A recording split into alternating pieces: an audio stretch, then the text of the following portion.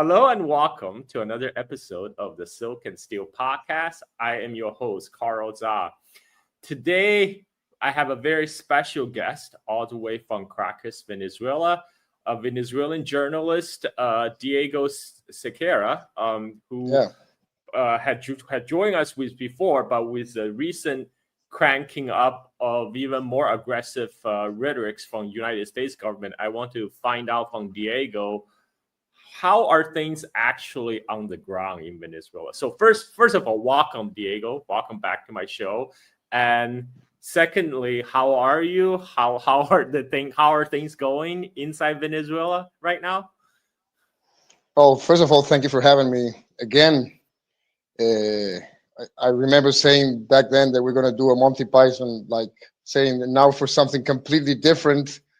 And I might say, I think we didn't achieve the completely different, but the slightly different maybe. It's funny. This is my favorite time of the year, and I think that's a common feat among Venezuelans. I mean, December, it's like, the festive year, the festive month, and everyone is far more concerned about that than anything else. And this means, of course, trying to make the best to get enough money to buy everything you need for the end of the year. I mean, if you have kids, the new clothing and the toys and, the gifts and all that, but also for the Ayakas, which is like the staple meal we have during this time of the year. And it's a very family thing to do. I mean, it goes throughout the whole month, and everyone's challenging themselves who's going to get the first Ayaka. And everyone says that their mom's Ayakas are the best. So it's a major controversy with that. But the thing is that's basically what people are worried right now. That's the biggest concern. And of course, along with that, the money issue, which is always the value of currency. It's always like the biggest problem people have here on daily. So in that sense, it is. I don't know why the phone's doing this, by the way. Hold on, this is weird. Oh, okay, no worries. I can do some post. I'm here. Sorry. Magic. Yeah, no worries. Yeah, exactly. Yeah, sorry about that. I mean, because I don't know why it fades into black suddenly. Mm-hmm. But anyway, and so the thing is that things haven't changed in that sense ever since the whole madness started. Since September, since the first attacks on small speedboats near our shores in the Caribbean, it hasn't changed. And maybe at moments, which is also, it makes sense. Maybe people drop the question: is it going to happen? Do you think it's going to happen? What is going to happen? Those are but that's like a third question you get when you're talking to someone. It's not going to be the first thing that pops into mind, and I think that's significant and that's important. And I also think that this is unwillfully or not, anticlimactic or not. This is like the most descriptive aspect of, you can call it resistance in a way. It's, of course, it's not jingoistic style sloganeering and it has nothing to do with that. Basically it's about defending normalcy, which is something that has been going on through other very unpleasant chapters that we've gone through as a society. So, and it's funny how it is a massive gap if you compare it to what is being said about us throughout social media, throughout the media, politicians, policymakers. I mean, everyone has, like it's usually the case. I mean, everyone has something brilliant to say about this, and it's not related to reality, and not only that, and I think that this is important, Carl. I don't know if you realize, if you've seen the signs, but the narrative is basically shifting now. Now I think they're trying to do a different offer. I mean, they're not as laser focused on the narco state thing for obvious reasons, which we'll go through them soon enough, I'm sure. But it is shifting. Now they have, for example, one of the new spins, it's about election meddling. As you know, Venezuela has been using an automatized voting system. You know, with it, you put your fingerprint and it brings your information, and it was highly reliable. And they started doing it with a company called Smartmatic. But Smartmatic is a private company that was originally based in the UK. I don't know where it is right now, and it's not working with the Venezuelan government anymore, although Venezuela has its own digital system from a while on. But and they've worked in several elections throughout the world, including allegedly in the 2020 US elections, the one Trump lost. So, you know, and so they're not trying to say that Venezuela is like this incredibly powerful octopus that's meddling in other elections and also placing the least beneficial presidents for Venezuela in those places, you know. So I don't know this. I don't know the 17D chess going on here from my president, but that's one of the craziest things they're saying. But that's one of them. You are also you have also the Wall Street Journal trying to link up the drug thing, but with Sahelian jihadists, which actually they do drug trafficking, but they don't need Venezuela for that actually. And so they're trying to keep the steam going with different other significant threats that Venezuela represents. But yeah, I saw a lot of social media agitprop. You know, I saw people posting AI generated videos of U.S. Armada just parking on the coast of Venezuela, and the Venezuelan military is like pointing panically at the incoming invasion. I mean, it's very crude. It's very crude propaganda. Yeah. Just like they claim that this whole thing is about stopping drug flow from Venezuela, which is completely bogus. And they even mentioned fentanyl. There's no fentanyl coming from Venezuela to United States. And the war is actually not popular inside U.S. I mean, public opinion poll after public opinion polls shows that majority of the U.S. public do not support military intervention in Venezuela. And they don't believe it's going to be better for them, you know? And I think that's as sensitive as what you just remarked. I mean, I think that's really important. And of course, the same thing is in Venezuela regarding polls. And you know, I don't know if you saw the new national security strategy that was published. Now they upgraded Latin America to the second priority list, right?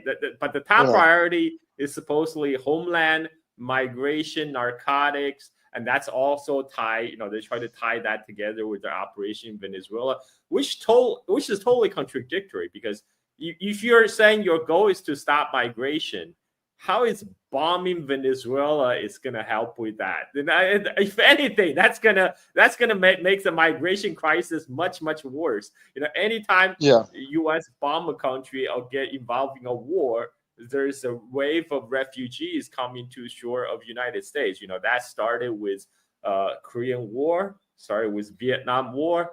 You know, currently there's a huge ongoing social media fight between the right-wing Americans with the Somali American community. And the Somalis came over as a result of U.S. intervention in Somalia, you know, like the whole Black Hawk Down and everything. So if their stated purpose is stopping migration coming to U.S., military intervention in Venezuela is not going to help that at all. But of course, we know that it's all lies. It's not gonna. This is really not about narcotics, not about stopping migration. This has been always on the neocon agenda. That's why all these neocons, establishment neocons that had been opposing Trump all this time, now they're all coming out of the woodworks in support of this intervention. It's like this war is what unites the U.S. upper class elite together. You know, they may fight about other things, but when it's come to aggression to our other country, they're all like suddenly they're all as one. It's come. And you know, and regarding neocons, you also got like now you have the front and center like one of the worst wings of neocons, which is the Southern Florida ones, you know. I mean, from Rubio, Maria Elvira Salazar, Jesus Christ, Carlos Jimenez, and those are the visible politicians, you know. And it's just so. I just got into last week. I got into a fight with one of these guys, with part of the Cuban, you know, anti-Cuban industrial complex. It's a guy called Gutierrez Borromat. I think he's a highly, yeah, it's a high political figure and also a net tool. And I mean, he got so pissed when I told him that basically it's so childish, because this is another one. This is another one of the spin. This is shaped for them, saying that that Maduro is actually a hostage of the Cuban spooks, of the Cuban security. And then they said that these Cuban security actually reached the U.S. asking what a world without Maduro should be like. They got everything for anyone, you know. Yeah, I think this has like Rubio's fingerprint all over it, because this all over it. The intervention in Latin America has always been like Marco Rubio's political agenda, and I do think Marco Rubio has presidential aspirations. You know, he ran for absolutely against Trump, so he's looking at that 2028 run, and he's trying to build up his portfolio to prove himself to the military-industrial complex, to you know, to all this at least. Yeah, at least reaching the vice presidential ticket, at least, you know, but reaching, you know, getting there. That's what's important. That's what matters for him, and that's what also matters for all this the Cuban crisis. There's the Miami spell. It's like it's in its wildest stage, because this is the closest they've been to power, you know, to being actual operational power. And that's making them go so nuts. I mean, just look at Maria Elvira Salazar. She even got to say that Venezuela's giving uranium to Hamas. I mean, they just don't care, you know. That's funny that you mentioned that this is the closest they got to power, because U.S. deep state have been weaponized all these immigrants, all these diasporas to destabilize their home country, to do regime change, color revolution in the home country. But what actually happened is it empowered these diaspora groups, now became so powerful in the U.S. domestic politics. Now they became the agenda setters. Yes, but it is. Yeah, you're absolutely right. But it's even more interesting than that. For once, the anti-Castro movement has always been a significant liability for them. So they always try to keep them busy with stuff. You know, that's what they did in Nicaragua. That's what they did before that in, you know, Operación Condor. They always have to be busy in order not to bother the government that much. So I think that's part of that's important. But then you have another thing that is even as significant, which is the Florida factor beyond the Southern Florida Cubans. I mean, Florida is like the model. I've read, this is not my idea. I don't have ideas of my own, so I don't know where I stole this one, but it's like it's like the FIRE model for the FIRE economic system, a successful one, you know, finance, real estate, and what else? Yeah, and investment. So it is like a testing ground for the most turbo capitalist and also deranged conservative kind of thing on the country. And look at this at the cabinet. Look at the cabinet. I mean, think about the most important people there. Most people are not that aware of how important Susie Wiles actually is. His current chief of staff. I mean, she's really, you know, I forgot the name of the blockbuster series. What's the name of like with Kevin Spacey, with disgraced Kevin Spacey, which is also a British remake. Jesus Christ, I forgot the name of it. Which is about intrigue in the White House, and he becomes president. And no, not the West Wing.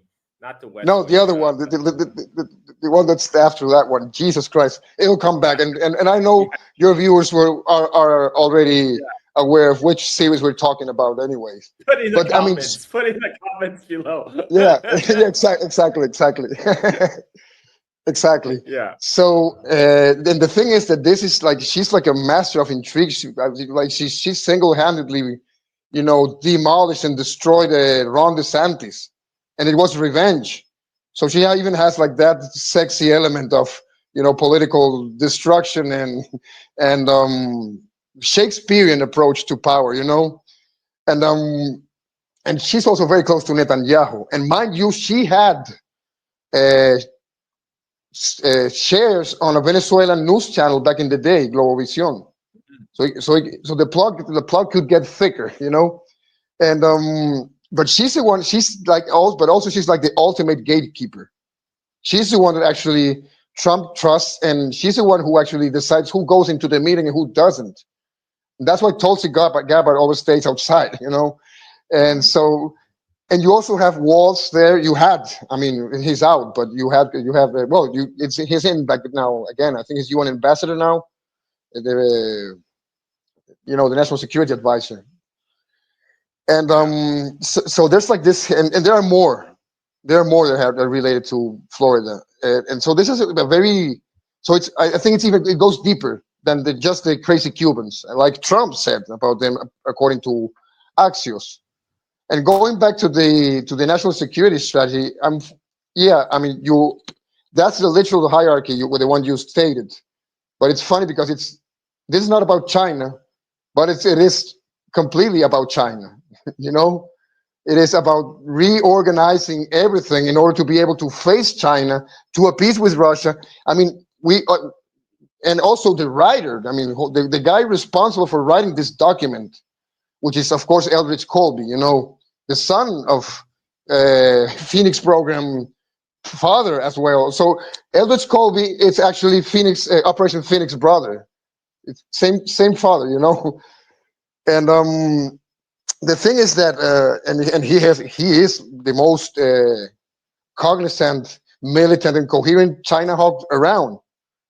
And he's a talented guy. He's not a fruitcake, he's not that crazy. He really knows what he says. And you can also see the Rubio imprimatur there also. He's also there. There's so many things, especially regarding regarding China. But even more so than Latin America. And you can see everything that's there is in Rubio's literature, be it legislative action, be it their articles, whatever. It is there. It is all there. So I don't know. I'm trying to figure out which one's the proxy there, because Colby's not. It's not like an easy to sway guy, intellectually speaking. So it's interesting in that way. It looks to me it's like they're trying to do imperialism, but a little bit smarter. They're doing strategic sequencing. So they decide, okay, well, our ultimate goal is China, but we can't confront China right now because China still had control of the rare earth supply chain. So what we first need to do is we need to consolidate our control in the West Hemisphere. We got to go to Latin America to root out the Chinese, Russian, Iranian influence, whatever. And then we go to Africa.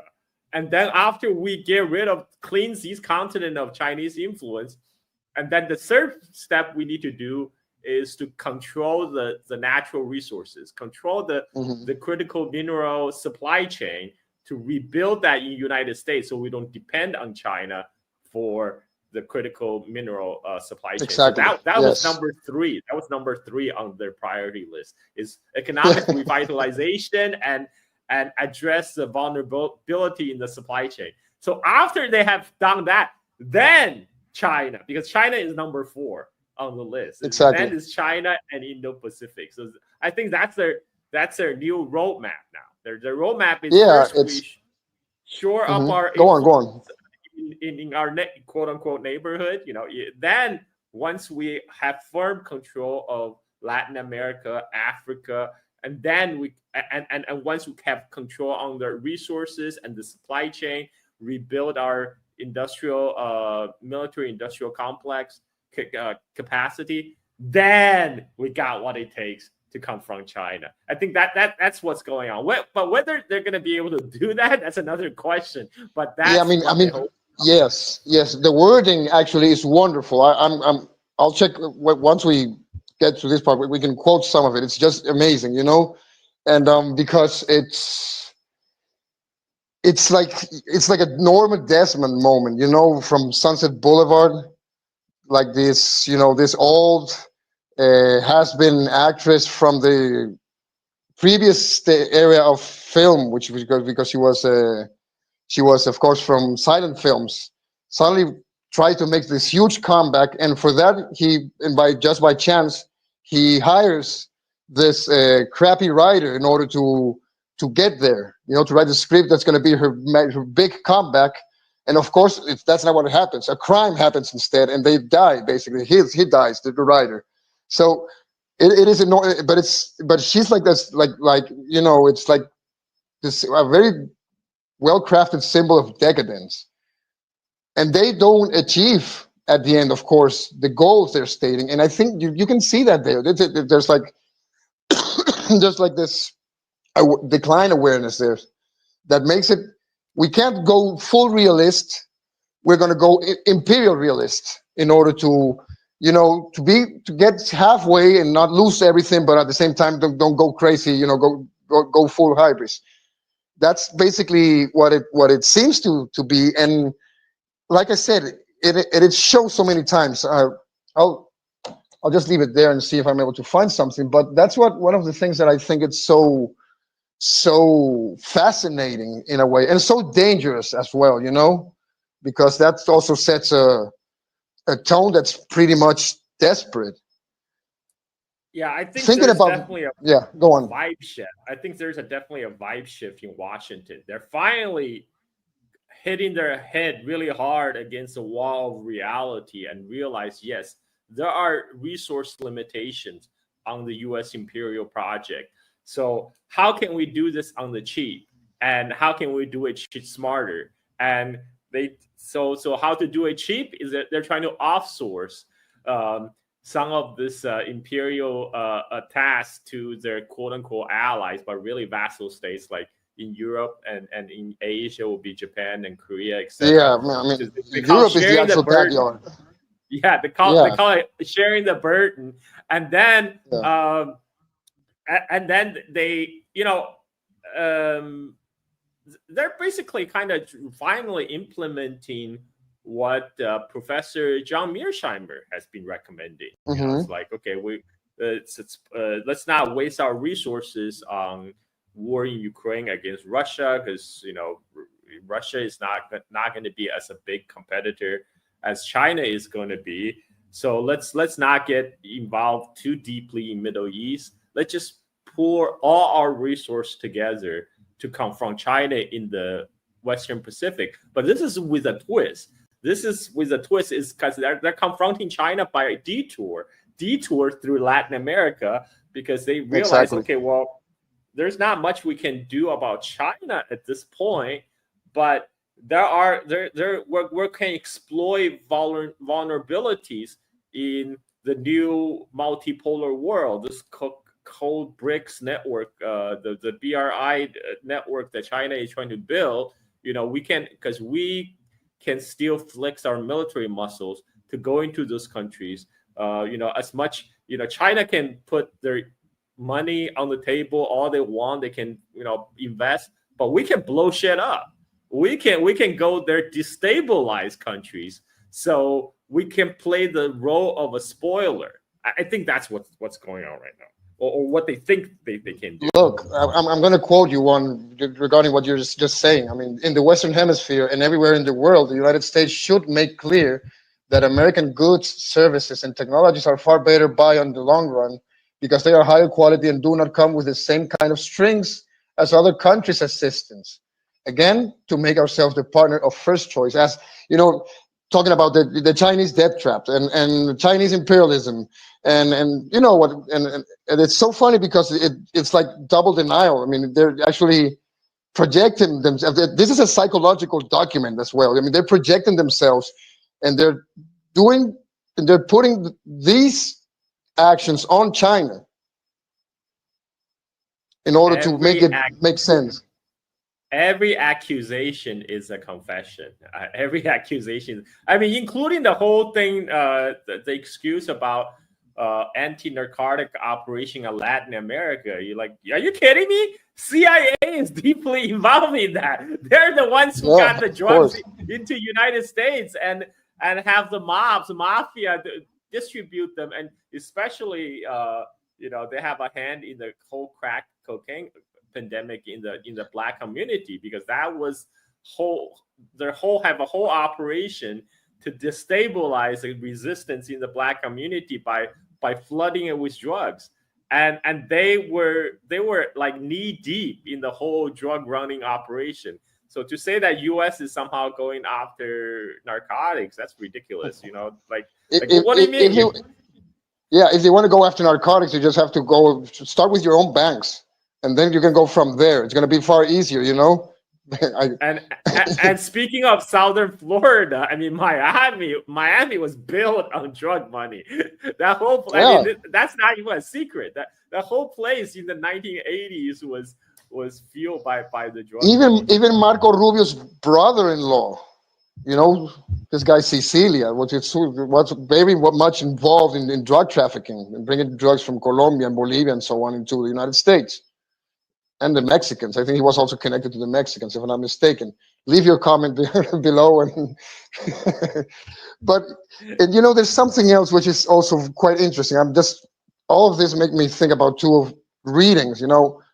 First of all, it's like classic Walter Benjamin in the sense that it's every documentary every civilized document is also a document of barbarity, and this is like one of the peak demonstrations of this. And the other thing, which I think is important, is how they address themselves as a republic, as a nation state, and how they also talk about other nation states with legitimate interest and so on. But if you read The Defeat of the West by Emmanuel Todd, which is a very thought-provoking, one of his most thought-provoking aspects of the book, he says basically, and he was quoting Mearsheimer as, yes, Mearsheimer always thinks that nation states are rational actors and they have rational interests, of course. But what Mearsheimer is missing, this is me paraphrasing Todd, is that the US and most of the West aren't nation states anymore. They've been fragmented through and through. And the main sign of this, which is also a very obsessive element within the document, it's precisely debt and trade deficit, which is, of course, very well what kind of problem they have regarding China in that sense. But Todd says basically that trade deficits are also directly connected to the middle class capabilities in order to strike this internal balance, in order to produce and to process this, the industry and everything that's related to that. So basically, it is also a confession in that sense. I mean, I think Todd one more time has been quite visionary about that. And that this is also, I think it's also an interesting manifestation. And then, we can talk about Latin America now. I mean, Jesus Christ. Also now we have a Trump corollary. You know what that means? This is a history about the Monroe Doctrine. You are very much aware, as most of the people, it was issued, quote unquote, it was written, or it was made doctrine in 1823 during James Monroe presidency, of course, but it was written by John Quincy Adams, and I'm with the LaRouche crowd on this one, of course. I'm on many, and most of their ideas I'm actually with them, but this one in particular, I think it's one of the most thought-provoking.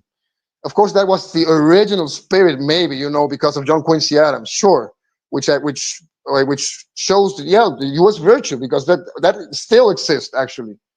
Different in a very complicated way, but it definitely exists. You know that far better than I do.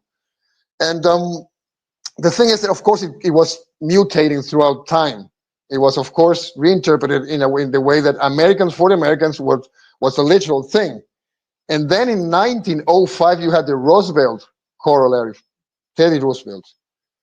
And this is paraphrasing one more time, but he basically says, if our neighbors are unable to solve their problems and their problems are going to be a problem for us, we hold the right to intervene directly to solve these problems in order for good neighborhood, And this is the guy from the Panama Canal, the Panama succession from Colombia, Haiti, Dominican Republic, Nicaragua. I mean, name it. He was all around it, and also the crazy frontier man that went into the Amazon. I don't see the Donald doing the same thing, but anyway. So it is strictly related to that. And let me see. I don't remember the exact one. I'm going to look for it, but yeah. While you look for it, I just want to make a comment on the Roosevelt corollary versus Trump corollary.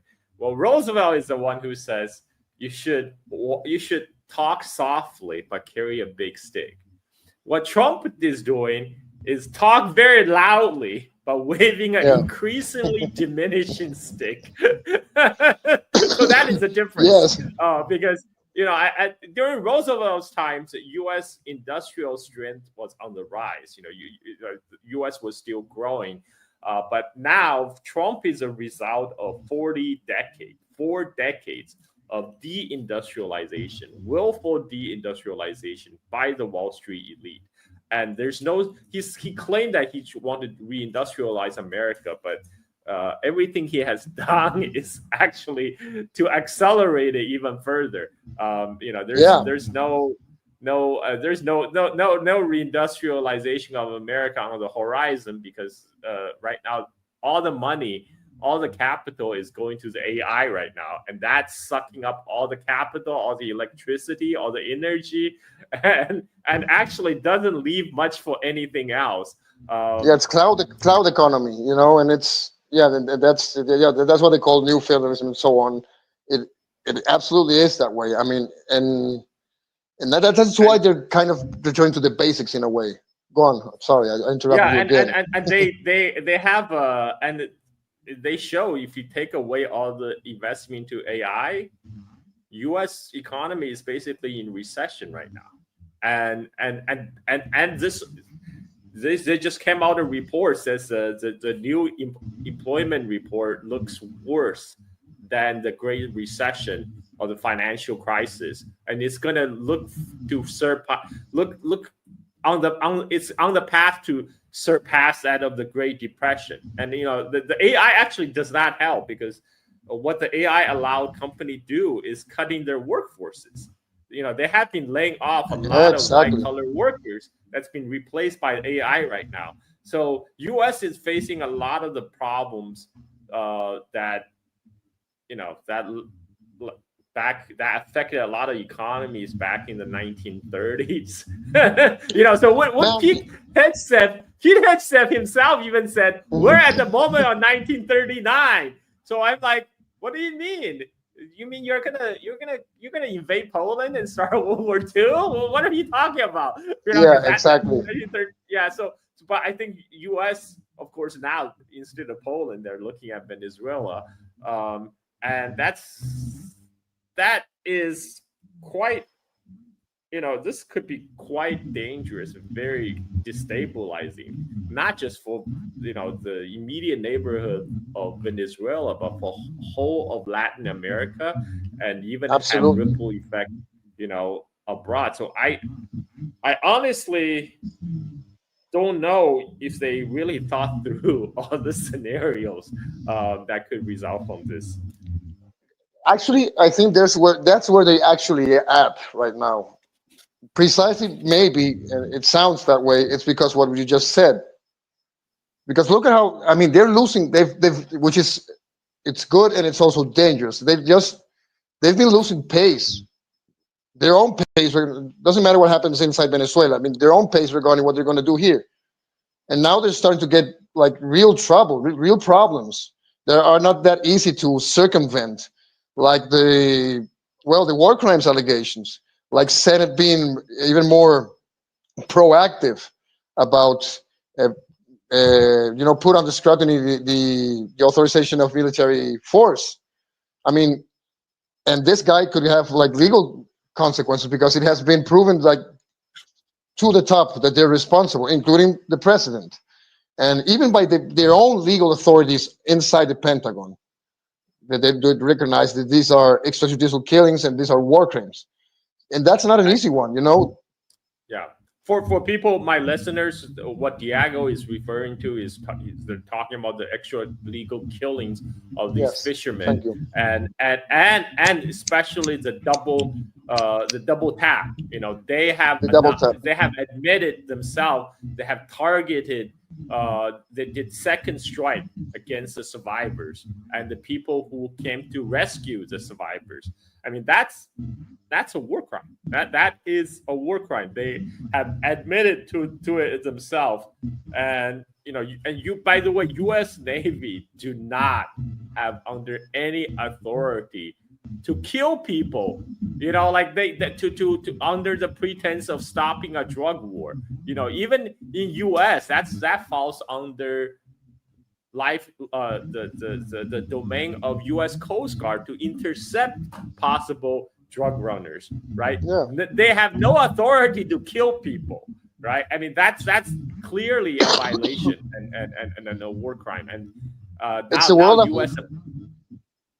Part of the problem is go on. Go ahead. No, I'm just like we're just having a conversation. Exactly. The U.S. Navy is just pointing itself. The U.S. government is pointing itself as the judge, jury, and executioner, right? I mean, there's no there's no international law that says anybody has the right to do that. That's not imperial realism, as the document shows. This is something else, of course. This is the same hillbillies. But I mean, this is the world after Gaza. This is precisely how it looks. This is precisely how it's going to work. And mind you, we're not talking only about being able to do these crimes and it's taking so long to actually decide. I mean, the only reason it's actually doing something, especially the Democrats in the Senate. I think Rand Paul is different in that sense, but the Democrats, it's just basically because it's useful for their own political internal battles. That's basically it. They don't give a crap about us. I mean, the staunchest promoters of scrutinizing all this were all sponsors at some point of bills, sanctioned bills against us. They all have their 2 cents to say about the authoritarian narco dictatorship of Nicolás Maduro. They all have to say something about how socialism doesn't work. They all rule out and are completely oblivious about sanctions and all the political and other and unconventional interference in Venezuela. So it's not about us at all. Yeah. But it's still, they're all on board. They're all on board with sanctions and regime change. They completely. They're unanimous.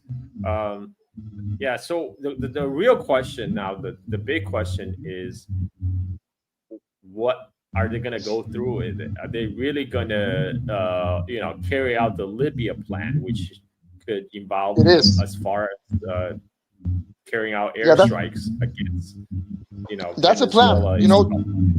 That's a plan. But don't forget what I described you at the starting this show, which is that basically to do that, they need to rely on internal factors to do that. And they're crazy about this. And not only then, also think tank land thinks the same. You need some sort of turning point from within that would allow them to finish up the job or trying to, assume some sort of supporting role, quote unquote, one more time. But that's basically it. I mean, all of them are relying heavily on the assurances that something is going to happen inside Venezuela. And that's why also we have so much of the agitprop psyop thing going on. To try to force that breaking point, because they were told, probably by Maria Corina Machado, the leading extremist opposition and also Nobel Peace Prize laureate, she might say this is just a done deal. You have to just shove a little bit and it'll crack, which is also classic imperial miscalculation. And then we're seeing it right now. And I'm not talking about the Chavistas like myself. I'm not talking about the people who actually support Nicolás Maduro. I'm talking about the common Venezuelan that basically could be fed up from politics, but maybe doesn't like the government. Maybe he doesn't care, this hypothetical person. But he certainly doesn't like Maria Corina. But what they dislike the most is the gringos coming in to solve our problems. That's the thing that's, and that's gonna be the big backfire here. It already is to some extent, but many people that maybe still think that this could be a surgical thing won't think that when the first bomb or whatever happens, something closer than our territorial waters, something closer to home, and that is one of them. I think it's one of the most important elements. And the honest people, the actual realists inside this process, might be cognizant. They might be aware of this, you know. And then there's another layer that I don't know if you've realized how low key it has been, how sotto voce it has been with the oil energy markets factor here. And because and this is very descriptive actually, because any significant alteration, disruption of the market, of course, it's going to push up. It will start with the West Texas and it goes and it will reach Brent eventually to correct all the indexes. And it's going to impact directly on the fuel price inside the US and, of course, automatically inside Europe. But this shows you how self-harming this actually is. I mean, they're actually hurting themselves, trying to hurt us. And and actually, all these decades, they've been hurting themselves. And that's it's probably going to be off the record, but talk to any real energy market player and see what they actually have to say, especially how much money many people have lost just because Venezuela is blocked or gatekept, whatever it's now, paperwork sanctions, like Vijay Prashad once said, but on that level, on a more, philosophical, civilizational level, they already lost.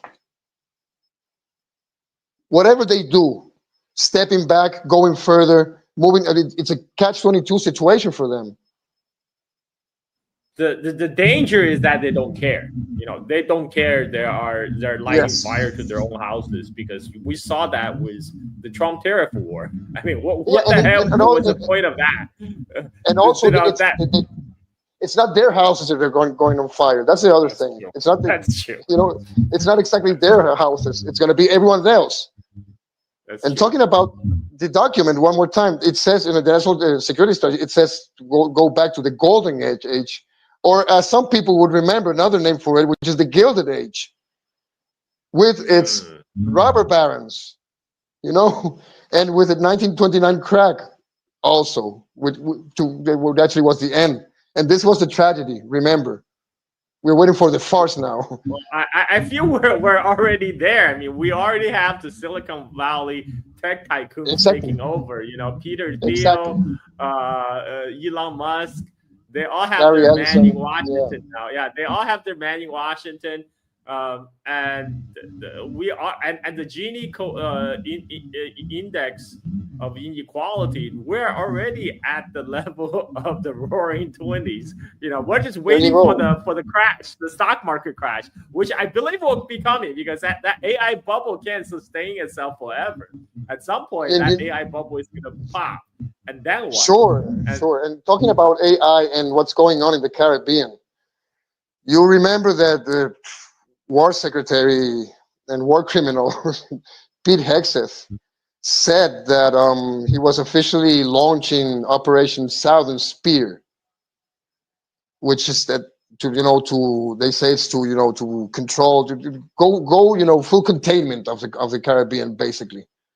And but the funny thing is that this was actually issued on January 18th, 19th, I don't know, 28th, sorry, after the nomination, after Trump arriving into office. But if you go through it, it's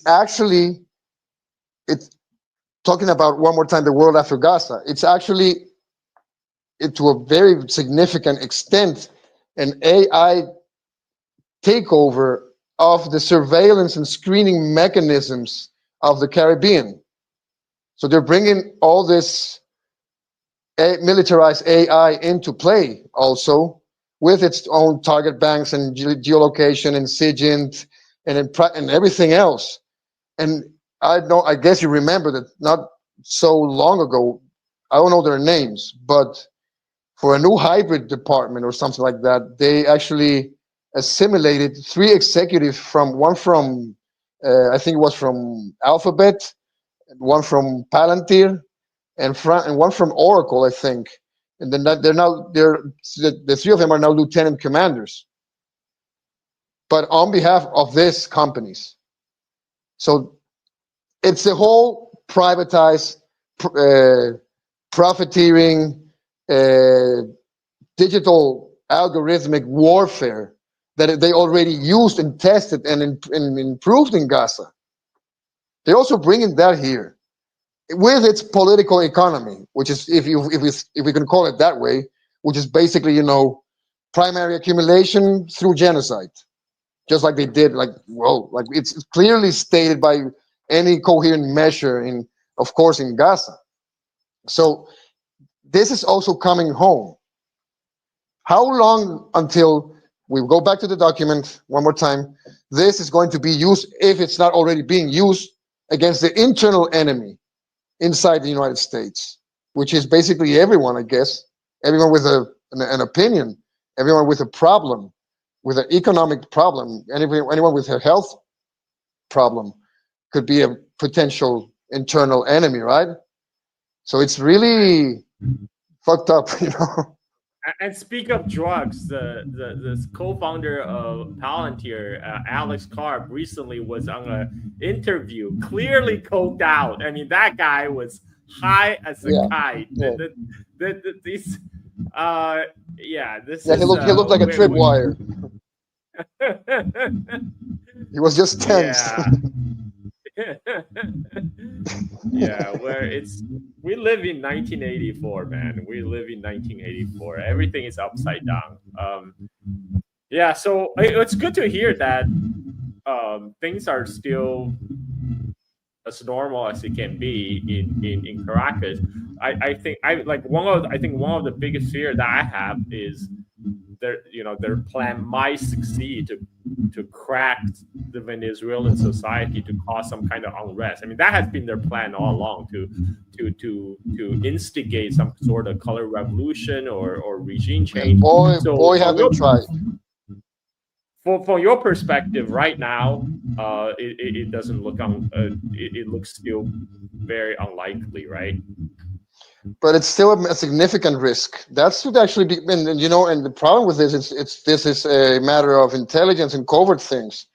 This is something that and actually maybe if you think about it from spook world, if everyone is actually distracted with what December means, maybe it's a perfect time to prepare everything for January, which is like one of the shadiest months throughout the year, because it's like the hangover month, economic and otherwise, So, and if you look at the amount of operations that have been foiled, be it terrorist plot, be it false flag attempts, be it sabotage operations on the oil industry, on refineries and so on, reaching out and put a lot of heat on the president's personal pilot in order to, divert the flight into U.S. jurisdiction. So the signs are clearly there, and also you have the CIA stunned by Trump announcing that they are like, I mean, it's a stupid statement if you just leave it at that, but it's a PR one, in order to also put up some heat on the psychological landscape. And also Marco Rubio, of course, is also a national security advisor. He has all the Title 50 legal basis to go covert as much as he wants. and it doesn't have to go through Congress or Senate. So that's also, and he also has all the slush fund money from the USAID. So I mean, it would be quite irresponsible from me to actually rule out that possibility. That's a real risk, I think. But that saying this doesn't mean that I know that something's brewing. I don't feel it's actually happening. And these things, sometimes you can even foretell a bit. There are always some symptoms, and we know how to identify them as well because we're used to this. But I think that's the most sensitive area. But also, I mean, Venezuelan security agencies has proven to be quite successful in foiling this kind of attempts. So who knows? This this variant, yes, I think it's risky. If we measure it based on the current mood, yes, it doesn't seem that way. But we cannot basically talk about that, I don't know, 30% of close information, unseen factors, and place that we basically just are unable to know because we're not inside the fold, and I guess we don't want to either. So it's that's the only thing on speculative grounds that I would think it could be a significant risk, or something disruptive, to fight the banking system or something these days. That would be also, but it will be too obvious and too mean, and it's not going to be easy to put the blame on the government necessarily when and this is also part of that economic terrorism, if you ask me. And otherwise, what is going on with the airspace, with Venezuelan airspace? There's this war going on in which, it started, a couple of weeks. Actually, the first note to airmen was actually from October 31. But it didn't involve Venezuela. It was just a small fragment of southern Puerto Rico. Then 2 weeks ago, I think it was. I'm with timing. I'm a bit lost, but the first time there was this NOTAM was covering the whole country, which is not a no-fly zone. It's just a warning. You have got to be careful because maybe military operations at each and every altitude, and from takeoff to landing, it's going to be risky, but it's more like an advice, a warning. It is not a no-fly zone. And this was challenged, not only including international airlines at first. Then 6 of them caved in, and of course they were sanctioned by the Venezuelan government because doing that, including now Turkish airlines. I mean, they might be losing a huge amount of money just because of that.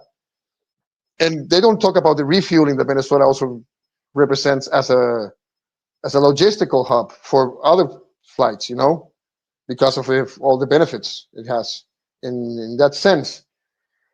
And it was challenged. It was challenged by the government. It was challenged by flights. It was challenged by the Colombian government. And then came the Truth Social post by Trump, declaring, with all caps, that the Venezuelan airspace, it was addressed to pilots, drug traffickers, human smugglers. I mean, it was just insane. Another insane post with insane prose, that saying that Venezuelan airspace was completely closed. And more, but not all of them, of the airlines actually also caved in. But then, for example, President Petro ordered that the airlines that weren't flying to resume, otherwise it would be sanctioned by the Colombian government, and called the world to keep on their own, and the world airlines to keep their operations going in Venezuela. But 2 days ago, the Colombian Minister of Transport was denouncing that they're messing with GPS, they're messing with they're doing cyber attacks to flight itineraries, to flights that are coming into Venezuela, to sabotage them. Civilian commercial flights we're talking about. There are, their whole system is being intervened by cyber warfare, basically, and signal interruptions and so forth, so on. And this is unconventional war. This is part of the repertoire. And if they're doing this, this shows you how unsuccessful was everything they did before that, including Trump full caps post. But this, of course, it's harmful. And this is economic terrorism. And that's the best and most reliant tool they still got against us.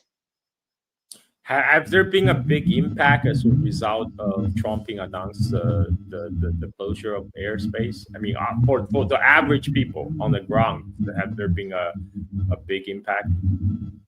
Not really, not as they expected, I think. And also, and who are they blaming? As far as I've seen, of course, they also play with the new Venezuelan diaspora on this, because some people are going to fly to Colombia, some are going to fly to Spain or other places to see their families that left at some point throughout the last 10 years. And it is a source of anxiety for some, but not everyone is flying outside Venezuela or inside Venezuela. I mean, not everyone, but yes, it's a source of anxiety, of course. And also, it also adds up for, to try to deteriorate the economic picture overall. So in that sense, it's sensitive, but I don't see yet, at least, a direct social impact in that sense. And people keep on also insisting, and some flights are coming and going. Look, just to tell you two other crazy stories. I went to the beach on Tuesday morning. I just escaped and went for a few hours, and there were a lot of normie families also just enjoying a day at the beach. And that day I saw one flight, just one, but that's one. Mind you that the beach here, Caracas, it's the coastal city of La Guaira, and the beaches and the coastline there, it's a half an hour, 40 minutes drive. Depends on how you go. And I also heard one of my colleagues at Misión Verdad who went on Sunday, and she saw several flights coming and going. And lots of people at the beach, which is also a very Caraqueño thing to do. People from Caracas always take the weekend to go to the beach, most of them. It's a whole anthropological phenomenon. But that also tells you that it still goes. It's still ongoing. There are still flights coming in from Curacao, and some from Colombia, but I guess it's not as smooth as it should be. So I think that also mitigates a bit the anxiety factors for people. But it's still quite dangerous. I mean, it's quite. I mean, this is bad. And heading back to wrap up the point, heading back to the world after Gaza,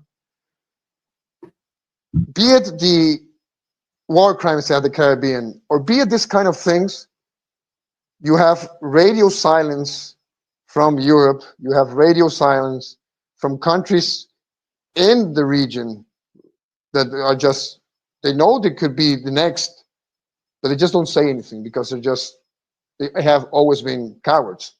And I'm saying this like, I'm being nationalist, jingoistic Venezuelan, as I say this, of course.